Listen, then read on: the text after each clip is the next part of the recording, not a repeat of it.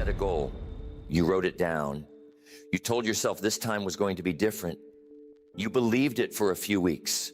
And then, somewhere between week 4 and week 8, it quietly fell apart, just like the last one did, and the one before that. You probably blamed your discipline. You probably told yourself you needed more willpower. You probably bought another book about motivation, or attended another seminar, or watched another talk, looking for the missing piece that would this time make the goal stick. And here's the truth. The missing piece was never willpower. The missing piece was always architecture. Most goals fail because of how they were set, not because of how hard the person tried. The architecture was wrong from the beginning. No amount of effort can rescue a goal that was structurally doomed before the work even started. You see, there is a difference between setting goals the way you've been setting them and setting goals the way people who actually hit their goals set them. The difference is not in the size of the dreams. It is in the structure underneath. And the structure is something you can learn today and apply starting tomorrow with whatever goal is sitting in front of you right now. Today, I want to walk you through 5 things that have to be true about a goal in order for it to stick. None of them are about you trying harder. All of them are about how you're constructing the goal in the first place. Get the architecture right, and the goal does most of the work for you. Get it wrong, and no amount of effort will save it. By the end of this, you'll know why your past goals collapsed, and you'll know how to build the next one so it doesn't. I am telling you, this might be the most practical talk you ever sit through, because every year you spend setting goals that fail is a year you lost to bad architecture. Today we fix the architecture. Now, before we get into the 5 things, you have to understand what is at stake. Because every goal you set and fail to achieve is doing damage that most people never count. They see the immediate disappointment. They didn't lose the weight. They didn't write the book. They didn't hit the income target. They don't see the deeper damage. Here's the truth. Every goal you fail to hit teaches your subconscious that your promises to yourself don't matter. And after enough of those lessons, you stop believing your own intentions. You set smaller goals because you don't trust yourself to do the bigger ones. You stop telling people what you want because you've been embarrassed too many times by the failures. You become somebody who, deep down, has lost faith in their own word. And that loss of self-trust is the most expensive thing that can happen to a human being. Because almost everything you might build in your life depends on you being able to make a commitment to yourself and follow through. When that capacity is broken, nothing big is reachable. You can't pursue the things that would require sustained effort because you no longer believe sustained effort is something you're capable of. You see, the cost of failed goals isn't measured in disappointment. It is measured in the slow erosion of your relationship with yourself. Every year of setting and missing builds another brick in the wall between who you are and who you could become. After 10 years, the wall is enormous. And by the time most people are 40, they've stopped seriously setting goals at all because the failures hurt too much. And they've decided it's safer to want less than to keep believing they'll do more. But the answer isn't to want less. The answer is to learn how to set goals that actually hold, to learn the architecture that produces a different result. Because the version of you that hits goals is not a more disciplined version of you. It is a version of you who learned somewhere along the way how to construct a goal so it survives the months of effort it takes to reach it. You must take this seriously because the next decade of your life is going to be shaped by the goals you set and the percentage of them you actually hit. Get the architecture right today, and that percentage flips. You go from somebody who sets 10 goals and hits one to somebody who sets one goal and hits it. And the version of you that lives with that kind of consistency is somebody you haven't yet met. 5 things, all of them about how the goal is constructed. None of them about trying harder. Listen, you must take this part seriously. Get them right, and the next decade is reachable. Get them wrong, and you're going to be sitting here 10 years from now, having had the same conversation with yourself 10 more times. The first thing that has to be true about a goal is that it is specific and measurable. Not aspirational, not directional, specific.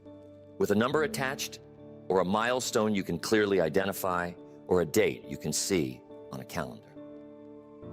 You see, most people set goals that sound like get in better shape, save more money, be a better parent, get more organized.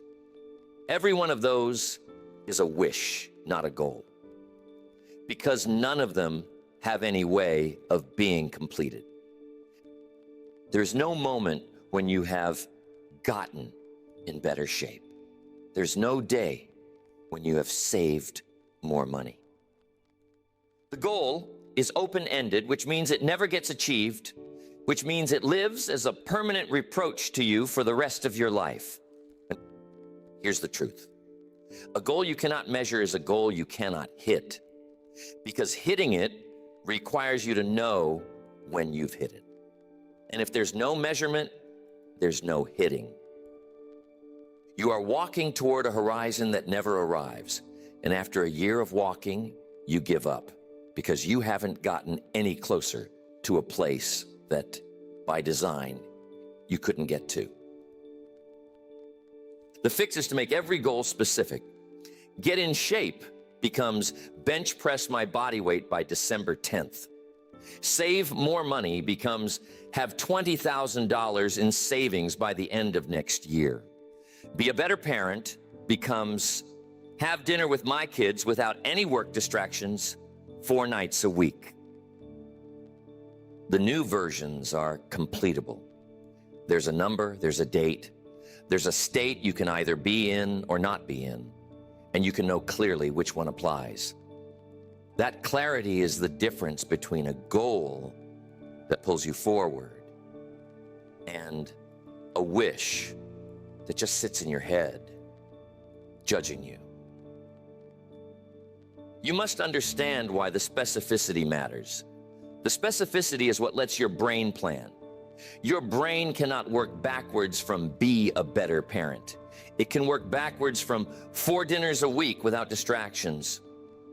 It can figure out what days to schedule them, what conversations to have with your spouse, what habits to change at work to make it possible. The specific version gives the brain something to do. The vague version gives it nothing. And the specificity also makes failure useful. If you miss the target, you can see by how much. You can see what worked and what didn't. You can adjust for the next attempt. The vague goal, when you miss it, just leaves you feeling like a vague failure, which is the worst kind, because there's nothing to learn from it. The next goal you write down, you must check it against this test. Is it specific? Is it measurable? Can I know on a given day whether I've hit it? If the answer is no to any of those, the goal isn't a goal yet. It's still a wish. Rewrite it until it becomes a goal. Only then is it worth taking seriously. The second thing that has to be true is that the goal must be paired with a why that goes deeper than the goal itself. Without that why, the goal is going to collapse the first time the work gets hard, and the work is going to get hard. Every meaningful goal includes months of work that feels pointless from the inside. You see, the motivation that comes from the goal alone is shallow. It feels strong at the start when you're imagining how good it'll feel to hit the target. But the feeling fades The novelty wears off. The day-to-day work becomes routine. And the question creeps in, why am I doing this again? If your answer is just, because I set this goal, that's not going to be enough. You will quit, not dramatically, quietly. You will start skipping the daily action. You will tell yourself you're taking a short break. The short break will become a long one. And by month 4, the goal is in the drawer with all the previous ones. And you've added another failure to the pile. Here's the truth.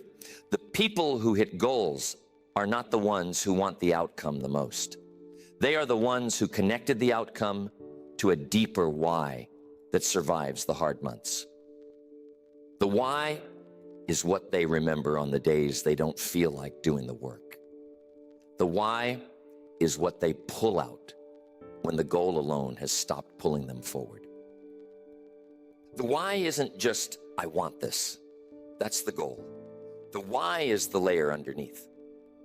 Why do I want this? What would having it actually change about my life? What does this enable that I can't reach otherwise? Who am I trying to be? What am I trying to leave behind? The person who wants to save $20,000 by next year and stops there isn't going to make it. The person who wants to save $20,000 because they want to leave a job that's destroying their soul and the $20,000 is the runway to do it is going to make it. Same goal, different why. The second why carries them through the months when the first why would have left them stranded. You got to find the deeper layer before you commit to the goal. Sit with the goal. Ask yourself why it matters. When you answer, ask why that matters. Keep asking until you get to something that doesn't have anything beneath it. That bedrock thing is your why. That's what you reach for when the surface motivation is run out. And you must write the why down on the same page as the goal. Look at it every single day. Every time you look at the goal. Because the goal will fade. The work will get heavy. And the only thing that's going to keep you moving is the layer of meaning underneath that the goal alone could never have produced. The third thing that has to be true is something almost nobody believes when they hear it. You got to keep the goal private most of the way until you have already done most of the work. Because telling people about your goals before you've earned the right to talk about them will quietly bury the goal in a way you won't see coming. Here's the truth. When you tell somebody about a goal you haven't started yet, your brain treats the telling as a small form of accomplishment. You get social reward for the announcement. The reward feels good. The brain notes the feeling. And then, because you've already received some of the reward you were going to get from actually doing the thing, your motivation to do it drops. This is a well-documented psychological phenomenon. People who publicly announce their goals end up less likely to achieve them than people who keep them quiet, because the announcement substituted for some of the work. The brain felt the doing through the saying. And after the saying, the doing felt redundant. You see, this is the opposite of what most people are taught. They are told to tell everyone, make yourself accountable. Put it out there so you can't back down. And the research and the practical experience of most people who have actually hit big goals says the opposite. The quiet ones get there. The loud ones talk about getting there for years and never arrive. You must keep the goal private at first. You tell maybe one person, someone you trust, someone who is committed to your growth, someone whose opinion you can use as feedback rather than as social reward. Not your whole social circle, not the people you want to impress, not the people who will be impressed by the announcement. And you let the work be quiet. You do the daily action. You make the progress. You don't brag about it. You don't talk about it at dinner parties. You don't make announcements. You just do the thing for months, maybe a year, maybe longer. And here's what happens. Because you haven't been getting social reward for the saying, your brain stays hungry for the reward that only comes from the doing. The motivation stays strong. The work keeps happening. The progress accumulates. And one day, you wake up close to the goal, having done most of the work, with nobody around you having any idea you were even pursuing it. Then maybe when you're 80% of the way there, you start to mention it. Because by that point, the talking can't steal what the doing has already built. And the people in your life are impressed, not by the announcement, but by the visible reality of what you've already accomplished. The doing made the announcement true. The announcement made earlier would have prevented the doing. The fourth thing that has to be true is that the goal must be broken down into a daily action. Without a daily action, the goal is a wish. The daily action is the only thing that actually moves you toward the goal. And if you can't name what the daily action is, you don't have a goal yet. You have an intention. You see, the goal lives in the future. Whatever you wrote down, it's a state that will exist at some point, months or years from now. But you don't live in the future, you live today. And the only thing you can do today is take a small action that, if repeated, will eventually produce the future state. That small action is the daily action. And the goal is reachable only to the extent that the daily action is clear, specific, and actually performed every single day. You must understand this before anything else. If the daily action is fuzzy, the goal is fuzzy. If the daily action is not performed, the goal is not moving. Let me tell you about a man I once knew. He had wanted to lose 50 pounds for as long as I'd known him. He had set the goal at the beginning of every year for at least 7 years in a row. Every January. This is the year. 50 pounds by December. He believed it every time he said it. And every year by March, the goal was dead. He'd start strong. He'd eat better for a few weeks. He'd go to the gym a few times. Then the resolve would fade. The old habits would creep back. By summer, he had usually gained back whatever he'd lost. By December, he was the same weight or heavier than he had been at the start of the year. He came to me one January, exhausted by his own pattern. He said, "I don't understand. I set the same goal every year. I want it. I write it down. I tell myself this time is different. And every year, the same thing happens. Why?" I asked him a simple question. I said, "What is the daily action that, if you did it every single day for the next year, would produce the 50-pound loss?" He started to answer. He said something about eating less and exercising more. I stopped him. I said, "No, that's a category. I'm asking for an action. What specifically would you do every morning and every meal without exception for the next year?" He couldn't answer. He had set the goal for 7 years and had never once translated it into a specific daily action. So I helped him construct one. 2 actions, actually. Walk 30 minutes every morning before breakfast. Eat a palm-sized portion of protein with every meal. That's it. He looked at me like that wasn't enough. I told him, "Your goal is the 50 pounds. Your job is the 2 actions. Don't think about the 50 pounds.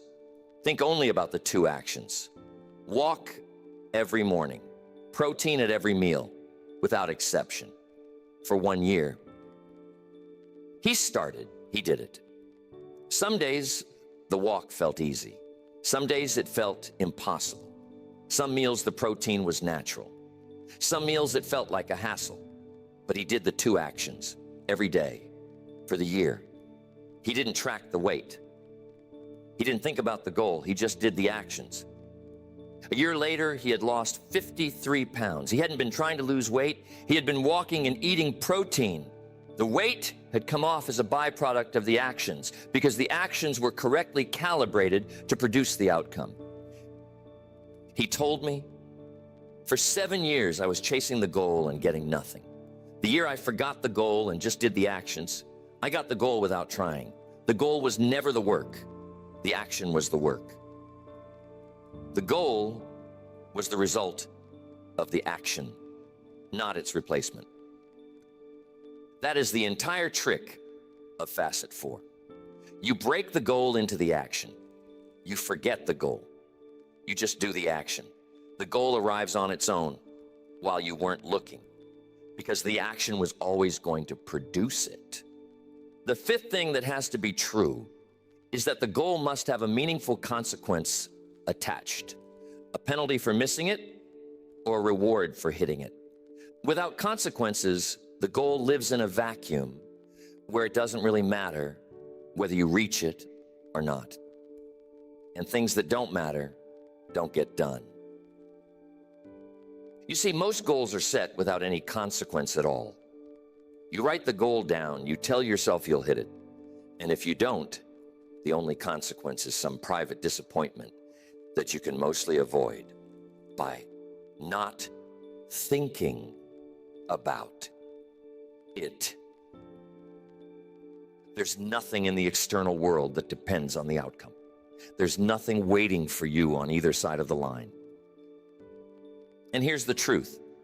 When nothing is waiting on either side, your brain doesn't take the goal seriously. It treats it as preference, not commitment. And preferences get pushed aside the moment something more urgent comes up. The goal that has no consequences is the goal that gets quietly abandoned the first week. Things get busy. But here's the truth. You must attach something real to the outcome. The fix is to attach a consequence that exists in the external world. On the penalty side, money you'll donate to a cause you hate if you miss the goal. A commitment to a friend that you'll do something significant if you fail. A public reckoning after enough time has passed that the talking won't steal the doing. Something that hurts a little, that makes the prospect of failure carry actual weight. On the reward side, something specific that you have promised yourself if you hit it. A trip, a purchase, an experience, not a vague good feeling. A concrete reward you're looking forward to, planned in advance, that exists in the future as a kind of pull on your daily behavior. Most people pick one of these, either the penalty or the reward. Use whatever works for your psychology. Some people respond more to the pain of loss. Some people respond more to the pull of gain. You probably know which one motivates you more. Pick that one and make it specific. Make it written. Make it real. You cannot keep setting goals with nothing on the line and expecting your effort to be there when motivation fades. The line is what holds the effort in place when motivation has gone. The line is what makes the goal real to a brain that mostly cares about avoiding pain and chasing pleasure. And once you've set the consequence, you cannot back out of it. The consequence is sacred. If you set a penalty and you fail, the penalty must happen. If it doesn't happen, the next penalty you set won't work because your brain has learned that consequences are negotiable. Make them non-negotiable from the first goal. The discipline of honoring the line is what gives every future line its power. So here's the inversion you have to make. Goal setting, the way you've been doing it, has been incomplete. You picked a target and tried hard. The trying wasn't the problem. The architecture around the trying was the problem. The architecture has 5 pieces, specific and measurable, paired with a why deeper than the goal, kept private until you've earned the right to share, broken into a daily action with a meaningful consequence attached. 5 pieces, all of them required. The goal collapses if any one of them is missing. Most people get 1 or 2 right. They pick something specific sometimes. They might have a vague sense of why. They tell everybody too soon. They never identify the daily action. They attach no consequences, and then they wonder why the goal didn't stick. You must get all 5 right before you start the work, before you commit to the timeline, before you even set the goal in stone. You sit down with whatever the goal is and you check it against the 5. Is it specific? Yes. Is there a deeper why? Yes. And you've written it down. Are you going to keep it private until you've done most of the work? Yes. Have you identified the specific daily action? Yes. Have you attached a consequence? Yes. Only after all 5 are answered yes do you commit to the goal. The construction is the work. The construction is what most people skip because they want to get to the trying. The construction is what makes the trying actually produce a result. And once you've set the goal correctly, the trying gets dramatically easier because the structure is doing most of the work for you. The specific target tells you when you're done. The deeper why pulls you forward on hard days. The privacy keeps your motivation fresh. The daily action is small enough to actually do. The consequence makes failure carry a real cost. Inside that architecture, the goal becomes reachable in a way it never was before. Not because you're trying harder, because the goal is finally constructed correctly. And a correctly constructed goal does not need heroic effort to be reached. It needs daily effort, consistently applied for the months it takes. That's the whole reframe. Stop blaming your willpower. Start examining your architecture. The goals you've failed at weren't your fault. The construction was wrong. Get the construction right. And the goal you'd have failed at last year becomes the goal you hit by Christmas. So here is what I want you to carry with you. There is a goal sitting in your mind right now. Maybe it's the one you set last January.